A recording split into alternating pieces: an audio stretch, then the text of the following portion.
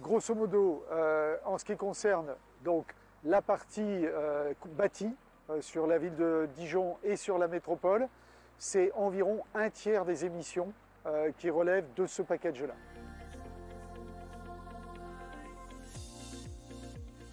Alors, c'est un choix que nous avons fait il y a maintenant une quinzaine d'années, c'est-à-dire d'utiliser en fait les réseaux de chaleur comme moyen de décarbonation sur tout ce qui est habitat, chauffage pour les locaux, qu'ils soient publics, privés ou ceux de la ville. Donc c'est pour nous au départ l'outil le plus important de décarbonation. Donc on a un réseau de chaleur qui est, suivant les hivers, parce que ça varie en fonction de la rigueur climatique, aux alentours de 70-75% d'énergie renouvelable.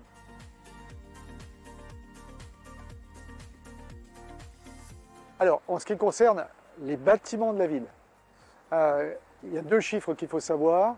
Le premier, c'est que la production d'énergie renouvelable que nous maîtrisons, elle couvre la consommation de la ville. Alors, ça ne veut pas dire que c'est nous qui utilisons tout, mais elle couvre, et plus spécifiquement pour les réseaux de chaleur, c'est plus de 2 tiers des bâtiments qui sont embranchés au réseau de chaleur. Donc, on va dire à peu près 70% de la consommation, parce que 2 tiers des bâtiments, c'est un petit peu plus. Voilà.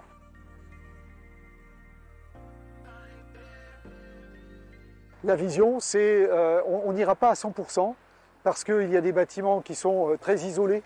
Donc on sait qu'on ne pourra pas aller jusqu'au bout, mais on pense qu'on ira environ jusqu'à 80% de la consommation de la ville, des bâtiments de la ville qui seront couverts par le réseau de chaleur.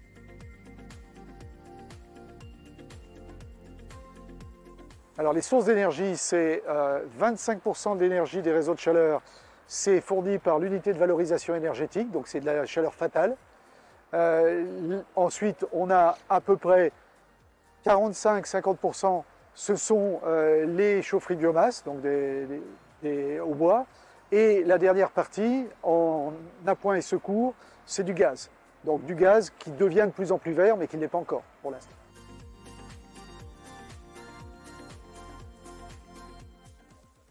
Alors, la première étape, qui est une étape qui doit nous amener à 2026, c'est de monter à 80-82% d'énergie renouvelable sur notre réseau, renouvelable et de récupération, puisqu'on récupère de l'énergie.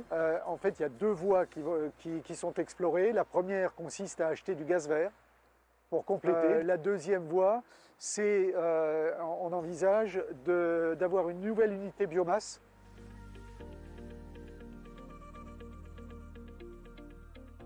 Alors la difficulté la plus importante, c'est qu'on investit aujourd'hui pour des délais qui sont à 40, 50, 60 ans.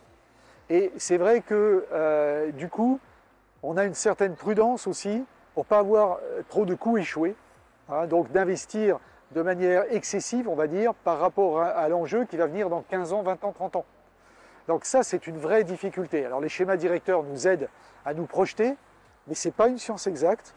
Donc c'est un peu ce choix entre aller un peu plus vite, accélérer, et puis être quand même d'une certaine prudence, parce que les enjeux financiers, là on est sur donc une phase nouvelle pour les 10 années qui viennent, c'est une centaine de millions d'euros d'investissement quand même.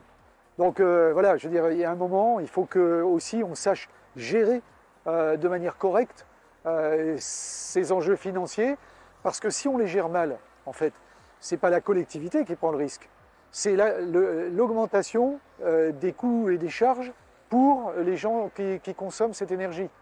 Donc en fait, comme on travaille pour eux, si on se trompe, on va avoir un coût de la chaleur qui va monter. Donc voilà, donc il y a un peu un équilibre à trouver entre décarbonation, rapidité de celle-ci et investissement et donc coût pour l'usager. Alors, on a appris deux choses. La première, c'est que sur les réseaux de chaleur, il y a un phénomène qu'on appelle l'attrition. C'est-à-dire qu'à un moment, on va se retrouver avec une diminution de la consommation. Alors c'est plutôt une bonne nouvelle parce que ça veut dire que l'isolation des bâtiments, ça va marcher, etc. Mais ça pose des questions quant aux investissements qu'on fait aujourd'hui pour le futur.